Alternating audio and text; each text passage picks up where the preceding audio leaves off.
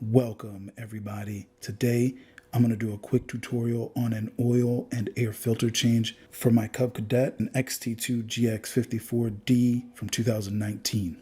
In order to start the oil change, you remove the cap from that oil spigot right there that comes out of the left side of the front part of the mower. Once you remove the cap, you can take the tube that was provided when you purchased the Cub Cadet, set it back onto that spigot as firmly as you can. Once you have that tube firmly set, turn the spigot to the left and then pull on it, and that will allow the oil to start draining out. And while you're waiting on that oil to drain, which I've found usually takes a few minutes, I like to take that time to go ahead and change out my air filter for the engine. As you can see, I have the Kohler engine. I know that some of them have different engines on them, so the air filter might be in a different spot.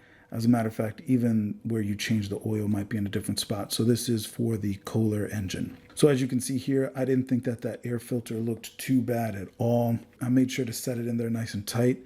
And then I also wanted to make sure that I put that cap back on so that air filter can operate correctly. After the oil is all drained, my air filter's on there. I take that tube off, I cap off where the oil is released, and then I make sure to close it by pushing it back in and turning it to the right so that I lock that in. After that's done, I'm gonna take the old oil filter off. This part's real tricky because it's very hard to not get oil everywhere because of where the frame is. So I usually try to put some newspaper there, or I've got these paper towels there right now. Either way, you wanna make sure you've got something under everything that can catch a decent amount of oil, because as you see here, it's kind of tough to catch it all on a paper towel. Now I'm unwrapping a brand new oil filter, putting a brand new oil filter on there, and as I'm screwing it on, I just hand tighten these. I don't go too tight at all. The first time I removed the oil filter from the factory, it was quite a task. It was on there pretty tight. So in order to mitigate that, the last two times I've changed that oil filter, I just hand tighten it and it's been fine, and it comes off no problem as well.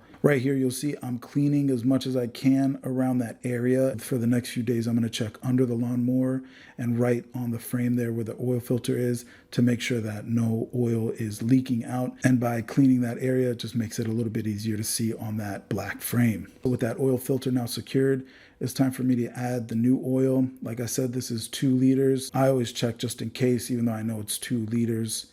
But I check. You can't really see it here in the footage, but it's fine. It's at the full line.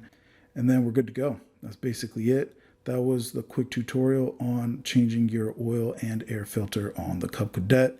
Thank you for watching. If you're changing your own oil and air filter on your Cub Cadet, there's a decent chance that you'll like some of my other content. Please check it out. And if you like this video, give it a thumbs up and subscribe to the channel.